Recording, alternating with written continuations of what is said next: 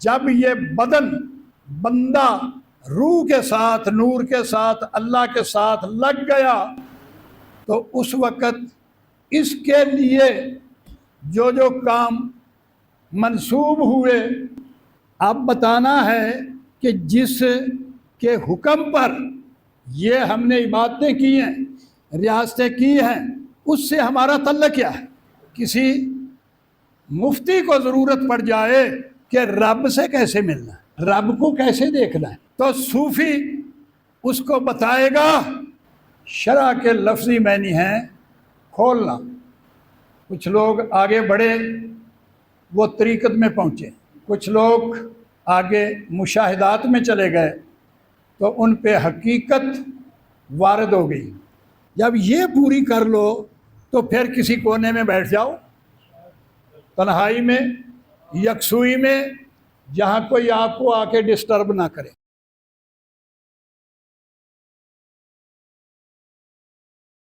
فاستعذ باللہ من الشیطان الرجیم، بسم اللہ الرحمن الرحیم،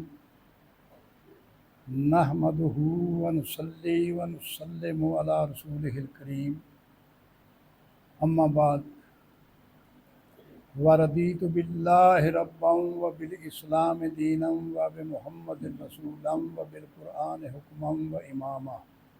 میرے واجب الاحترام حاضرین، سامعین، مخلصین اجمعین، آج کا درس قرآن ان عنوانات پر مشتمل ہے: شریعت، طریقت، معرفت، حقیقت۔ آپ میں سے کوئی عوامی آدمی نہیں بیٹھا ہوا، آپ جتنے لوگ ہیں وہ سارے عقیدت والے ہیں اور اس راستے کو سمجھنے والے اور سمجھ کے آگے مخلوق کو بتانے والے ہیں۔ اس لیے آپ لوگ قرآن اور حدیث کے دروس، ان کی تعلیم کو غور سے سمجھا کرو، اس شرط کے تحت، اس مقصد کے تحت کہ ہم نے بھی آگے یہ مشن کو چلانا ہے، لوگوں تک پہنچانا ہے۔ یہ ہماری ڈیوٹی ہے، یہ ہمارا فرض ہے۔ اگر آپ لوگ بھی اسی طرح جس طرح مسجدوں میں لوگ آتے ہیں، رسمی طور پر، رواجی طور پر نماز پڑھی، جمعہ پڑھا اور گھر چلے گئے، نہ کوئی آیت کو سمجھا، نہ کسی ارشاد خداوندی کو سمجھا، ایسے کہ ایسے سینکڑوں سال مسجدوں میں آتے رہے، نماز پڑھتے رہے اور ایسے ہی رہے جیسے پہلے دن گئے ہیں۔ ہمارا طریقہ کار وہ نہیں ہے۔ ہم اپنی مسجد میں، اپنی خانقاہ میں کوئی مشن لے کے بیٹھے ہیں، ہمارا کوئی مشن ہے، اور وہ مشن یہ ہے کہ ہم نے اس پلیٹ فارم پہ ہر بات کو پڑھانا نہیں، سنانا نہیں، سمجھانا ہے۔ آپ اس طریقے سے یہاں بیٹھیں کہ ہم نے سمجھنا ہے اور سمجھ کے آگے سمجھانا ہے۔ اب میں نے آپ کے سامنے 4 عنوان پیش کیے ہیں: طریقت، شریعت، طریقت، معرفت، پھر حقیقت۔ اب غور سے سنیں کہ شریعت جو ہے، شرع کے لفظی معنی ہیں کھولنا، وضاحت کرنا، بیان کرنا، اصول و ضوابط، قاعدہ قانون کے کلیات کو سمجھانا۔ طریقت کے معنی ہیں اس کو سمجھ کر آگے اپنانا، اس کا دیدار کرنا، اس تک رسائی حاصل کرنی۔ اب شریعت جو ہے، کچھ لوگ اس تک محدود ہو گئے، کچھ لوگ آگے بڑھے، وہ طریقت میں پہنچے، کچھ لوگ آگے مشاہدات میں چلے گئے، معرفت میں، اور جب معرفت میں پہنچے، مشاہدات کیے، تو ان پہ حقیقت وارد ہو گئی، وہ صاحب حقیقت ہو گئے۔ عرف عام میں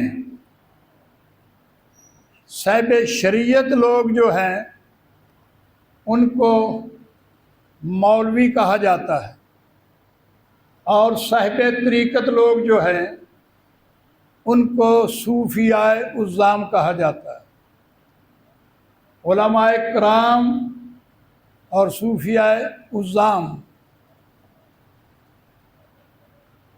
اب شریعت جو ہے وہ وجود کی تہذیب ہے، وجود کا کلچر ہے، وہ وجود کے متعلق اصول و ضوابط، اس کے کھانے پینے اور دنیا میں جو جو چیزیں اس سے منسوب ہیں وہ بیان کرنا شریعت ہے۔ مثلا کھانا کس طرح سے ہے، پینا کس طرح سے ہے، بیٹھنا کس طرح سے ہے،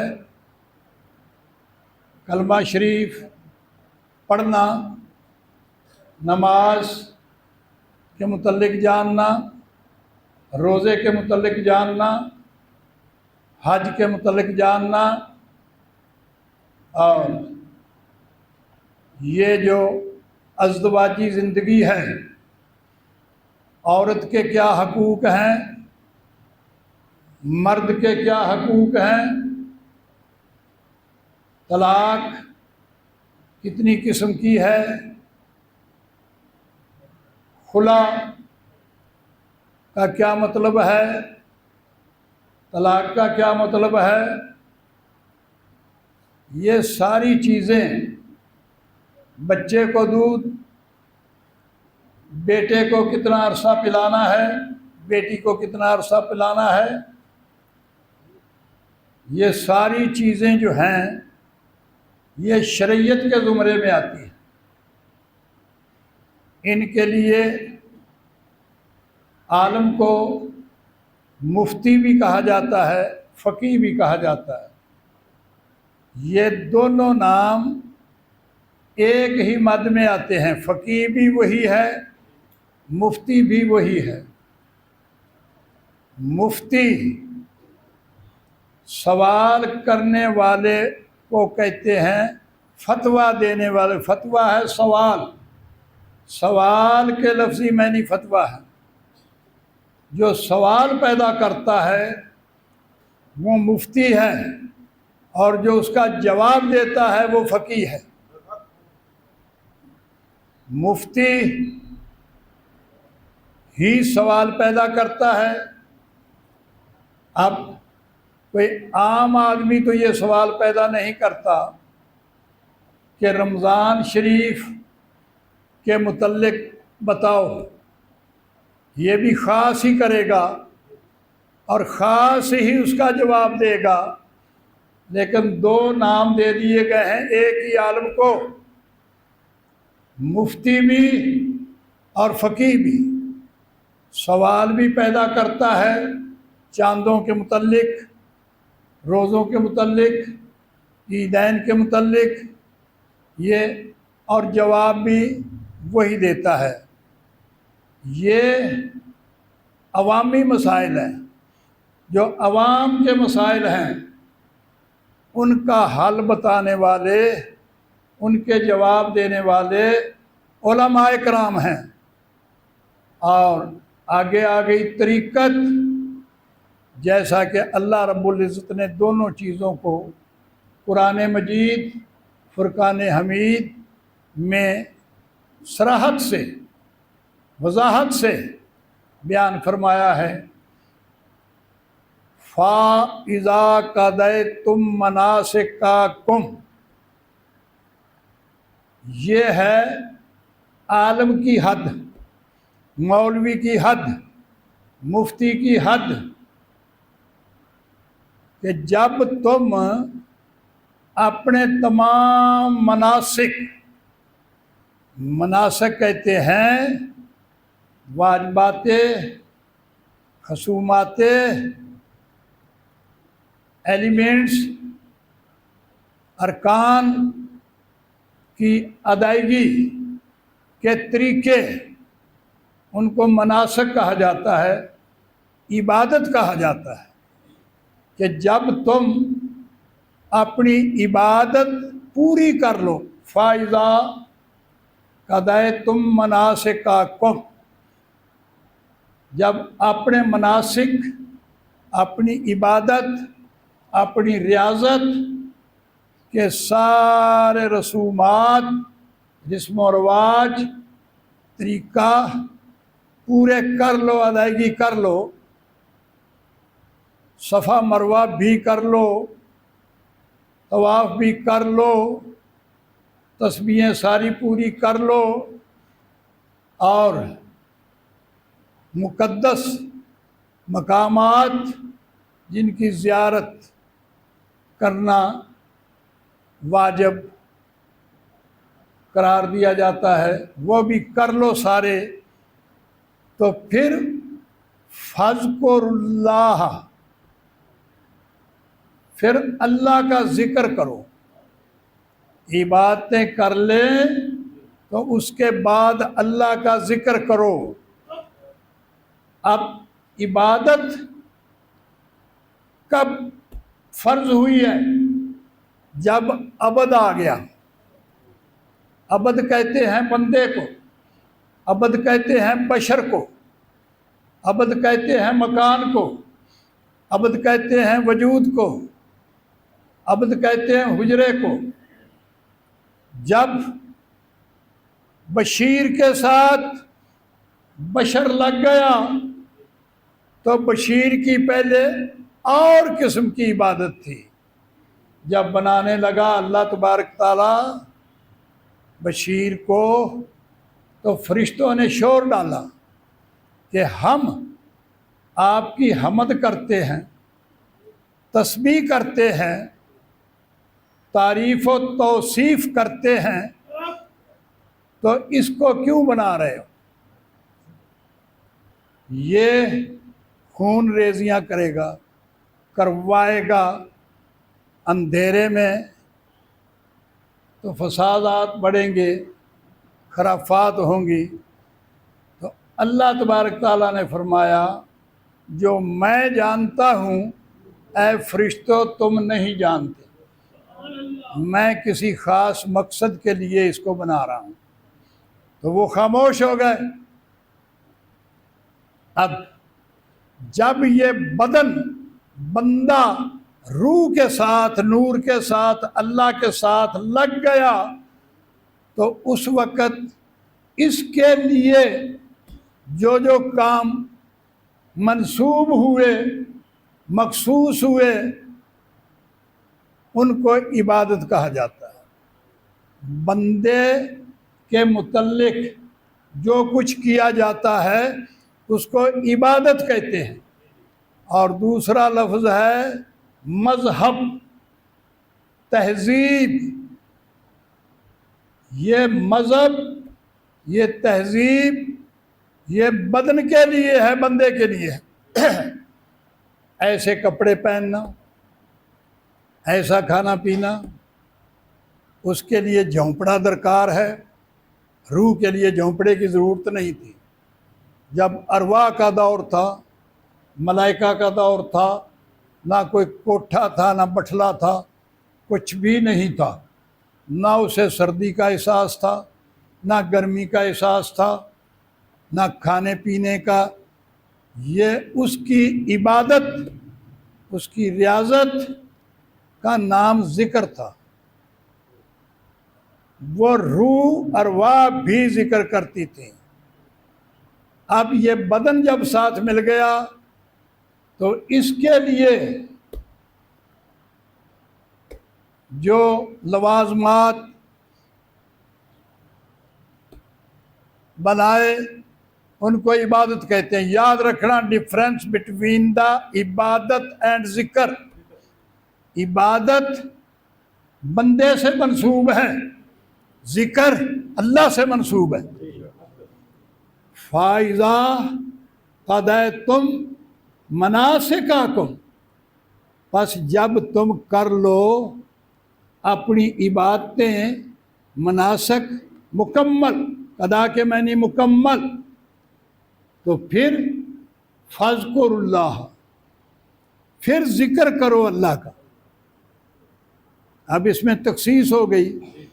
جس شخص کو یہی نہیں پتا کہ عبادت کیا ہے اور ذکر کیا ہے، عبادت یہ رسم و رواج جو آپ کر رہے ہیں ان کو عبادت کہتے ہیں، اور ذکر یاد، ذکر کے معنی ہے یاد۔ یاد کس کو کیا جاتا ہے؟ یاد کے ذکر کے معنی ہے رشتے کا تعلق گانٹھنا، کہ میرا فلاں چیز سے تعلق کیا ہے۔ اب عبادتیں کر لی بدنی، اب بتانا ہے کہ جس کے حکم پر یہ ہم نے عبادتیں کی ہیں، ریاستیں کی ہیں، اس سے ہمارا تعلق کیا ہے، تعلق کیا ہے۔ اب تعلق بتانا ہے۔ فَاذْكُرُوا اللَّهَ، بس ذکر کرو، یاد کرو اللہ کو، کما، جیسا کہ، کا ذکر کم، یاد کرتے ہو تم، اباکم، اپنے باپ دادے پردادے سردادے جد تک، کہ فلاں فلاں کا بیٹا، فلاں فلاں کا بیٹا، فلاں فلاں کا۔ وہ جو رشتہ گانٹتے گانٹتے ازل تک پہنچتا ہے، اس طرح اب تم اپنے رب سے رشتہ یاد کرو کہ تمہارا رب سے کیا رشتہ ہے۔ اس کے معنی ہے ذکر کا، ذکر کم، یاد کرتے ہو تم، اباکم، باپوں اپنوں کو، دادوں اپنوں کو، او اشد ذکرا، لیکن اللہ کا رشتہ ماں باپ بہن بھائی دادا پردادا سب سے شدید ہے، سخت ہے، قریب ہے۔ اللہ کا رشتہ قریب ہے۔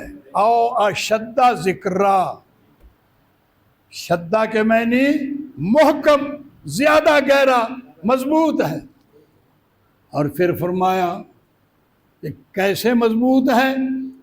اللہ تعالیٰ نے قرآن مجید فرقان حمید میں اپنا رشتہ بتایا۔ واہ نحن اقرب الیہ منکم ولکن لا تبصرون، یہ قسم ہے، تمہیں بتایا جا رہا ہے، قسم ہے کہ ہم جس سے تم اپنے رشتے کا دعویٰ کرتے ہو، یہ میرا بھائی ہے، یہ بہن ہے، یہ ماں ہے، یہ باپ ہے، یہ دادا پردادا ہے، الہ منکم، اس کی نسبت ہم تم سے زیادہ قریب ہیں۔ اے بہن، اے بھائی، اے باپ، اے ماں، سن لو، الہ ہے جس کے ساتھ تم اپنا رشتہ جتا رہے ہو، الہ ہے کہ میرا بیٹا ہے، میری ماں ہے، میرا بھائی ہے، میرا باپ ہے، الہ ہے منکم۔ اب ان کے لیے آ گیا الہ ہے جس سے تم رشتہ جتا رہے ہو، منکم جو تم جتانے والے ہو، الگ الگ بات۔ اے جس سے رشتہ جتا رہے ہو اور جتانے والے ہو، منکم ولا کلا تبصرون، لیکن ہم زیادہ اس کے قریب ہیں، لیکن تم دیکھتے نہیں۔ تبصرون، اس دیکھنے سے مراد تمہیں علم ہی نہیں ہے، تمہیں یہ نسبت کا پتہ ہی نہیں ہے، تمہیں کسی نے بتایا ہی نہیں ہے، اور تم بتانے والے کے قریب ہی نہیں گئے، تم ساری زندگی ان کے گرد گھومتے رہے جن کو نہ خود پتا تھا اور بتانا تو تھا ہی کا۔ پھر غور سے سنیے اس آیت جو میں نے آپ کے سامنے بیان کی ہے، فَإِذَا قَضَيْتُم مَّنَاسِكَكُمْ، یہاں تک مولوی کی حد ہے، عالم کی حد ہے۔ شریعت، یہ حصہ شریعت سے منسوب ہے، بدن سے منسوب ہے، کھلی کھلی باتوں سے منسوب ہے، عوام الناس سے منسوب ہے کہ اے لوگو، جب تم اپنی عبادتیں، اپنی رسومات پوری کر لو، صفا مروہ رسم ہے، طواف ایک رسم ہے، یہ ساری چیزیں، حجر اسود کو چومنا، میدان عرفات میں جانا، وہاں جا کے نماز ادا کرنا، مزدلفہ میں جانا، مینا میں آ کے قربانی کرنا، یہ سارے کے سارے مناسک ہیں جن میں تم نے اضافہ کرتے ہوئے غاروں کی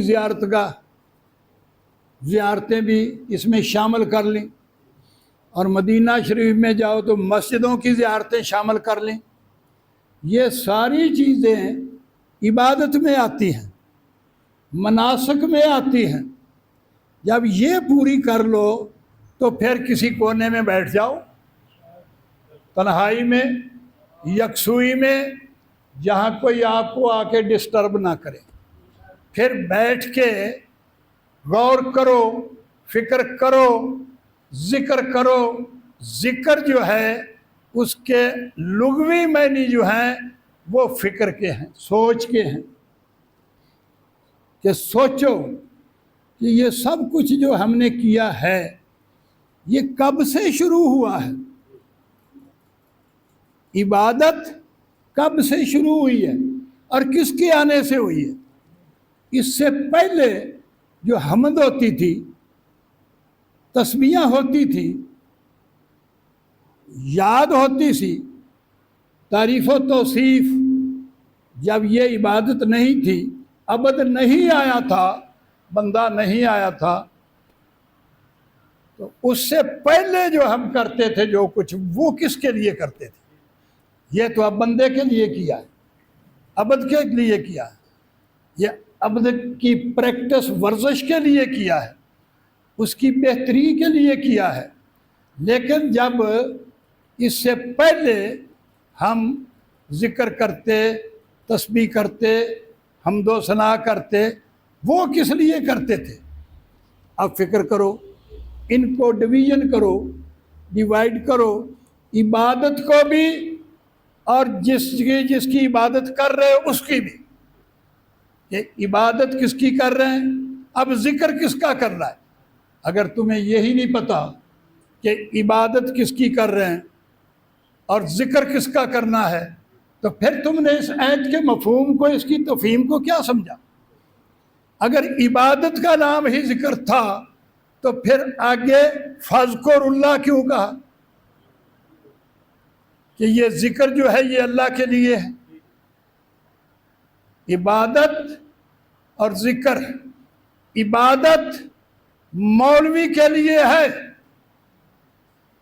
وہ سکھاتا ہے، پڑھاتا ہے، کرواتا ہے، اور یہ جو ذکر ہے یہ صوفی اس کا طریقہ بتاتا ہے، یہ ذکر کرواتا ہے، اس کی معرفت بخشتا ہے۔ اب صوفی نے اور مولوی نے ایک ہی درس میں پڑھا، جہاں بابا فرید نے پڑھا وہاں ہی مولوی نے پڑھا، جہاں داتا صاحب نے پڑھا وہاں ہی مولوی نے پڑھا، جہاں مولوی نے پڑھا وہیں ہم نے قرآن پڑھا، یہ سارا کچھ پڑھا۔ اب فار ایگزامپل کہ ڈاکٹر ہیں، ایک ہی اسکول میں پڑھے، انہوں نے میڈیکل کی ڈگری لی، ہر ڈاکٹر نے جب ڈگریاں لے لیں اور وہ ہسپتال میں پہنچے تو کوئی آئی اسپیشلسٹ بن گیا، کوئی ہارٹ اسپیشلسٹ بن گیا، کوئی کسی چیز کا اسپیشلائزیشن کر کے وہ بن گیا۔ حالانکہ ڈاکٹروں کے پاس ڈاکٹر کی ڈگری ہے لیکن اسپیشل ہو گئے۔ اسی طرح جب مدرسے سے نکلے کوئی صوفی بن گیا، کوئی مولوی بن گیا۔ کسی نے شرع کو اپنا لیا کہ میں نے تو یہ سبجیکٹ لوگوں کو سمجھانا ہے شرع کا، اور ایک نے کہا کہ میں اگلا حصہ جو طریقت کا ہے وہ سمجھانا ہے۔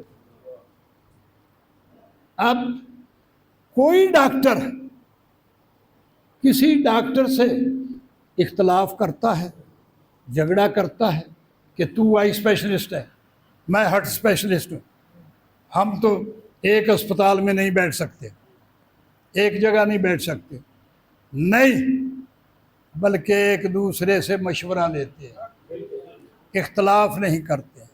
اب بھی صوفی کو مفتی سے مشورہ لینا چاہیے، مفتی کو صوفی سے مشورہ لینا چاہیے۔ ایک ہی استاد سے پڑھے ہیں، ایک ہی درس میں پڑھے ہیں، آپس میں بے خبری میں دونوں نے دو پارٹیاں بنا لی، اور ایک پارٹی دوسرے پہ تنقید کر رہی ہے، اس کو برا بھلا کہہ رہی ہے، اس کو میں جہالت کہوں گا، بے خبری کہوں گا۔ ان دونوں کو جھگڑنا نہیں چاہیے، بلکہ ایک دوسرے سے کیا، کسی پیر صاحب کو، صوفی کو فتوے کی ضرورت پڑ جائے تو وہ کس کے پاس جائے گا؟ مفتی کے پاس، کہ بھائی طلاق کا کیا مطلب ہے، خلا کا کیا مطلب ہے، طلاق غلیظ مغلظ کا کیا مطلب ہے، طلاق رجوع کا کیا مطلب ہے، طلاق مطلق کا کیا مطلب ہے؟ تو وہ صوفی جا کے مفتی سے پوچھے گا، اس میں کوئی حرج نہیں کیونکہ اس کا فیلڈ ہے۔ اور جب مولانا روم کو، احمد رضا بریلوی رحمۃ اللہ علیہ کو، حاجی امداد اللہ مہاجر مکی کو، امام غزالی کو، ابن عربی کو، کسی مفتی کو ضرورت پڑ جائے کہ رب سے کیسے ملنا ہے، رب کو کیسے دیکھنا ہے، تو صوفی اس کو بتائے گا تو وہ بریلوی صاحب بھی صوفی بن جائے گا، مولوی تو ہے ہی، وہ صوفی بن جائے گا۔ اور امداد اللہ مہاجر مکی جو بہت بڑا جید عالم تھا وہ بھی صوفی بن جائے گا۔ مولانا روم جو بہت بڑا ماسٹری اوور آل دا سائنسز رکھنے والا شخص تھا وہ بھی صوفی بن جائے گا۔ تو مولوی کو عام علم سے خاص علم میں آنے کے لیے صوفی کی خدمت حاصل کرنا پڑے گی، اور شریعت کا علم، شریعت کی بات حاصل کرنے کے لیے صوفی کو مولوی کی خدمت کرنی پڑے گی۔ تو میرا فیصلہ یہ ہے صوفی بھی سن لے اور مولوی بھی سن لے کہ ہر صوفی کو مولوی بھی ہونا چاہیے اور ہر مولوی کو صوفی بھی ہونا چاہیے۔ اگر مولوی مولوتل تک محدود ہے تو ناقص ہے، اور صوفی تصوف تک محدود ہے تو ناقص ہے۔ اگر مجھ سے، جیسے آج ایک مفتی نے سوال کیا مجھ پہ، یہ لوگ بیٹھے ہوئے تھے، آپ بھی بیٹھے ہوئے تھے، کراچی کا مفتی ہے، کیا نام بتایا تھا؟ مولانا جاوید صاحب۔